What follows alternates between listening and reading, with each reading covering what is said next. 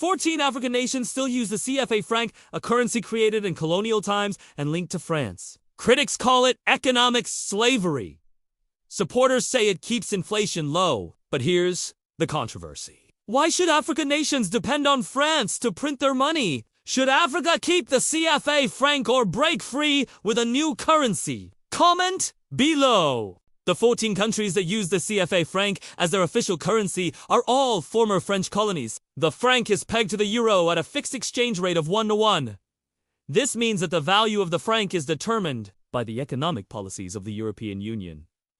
And because it's backed by the French treasury, it's almost impossible to counterfeit. But the biggest controversy is that France has a monopoly on printing the franc. They literally have the only facility in the world that can produce the currency. So if African countries want to use the CFA franc, they have to rely on France. There have been calls from some African leaders to replace the CFA franc with a new currency.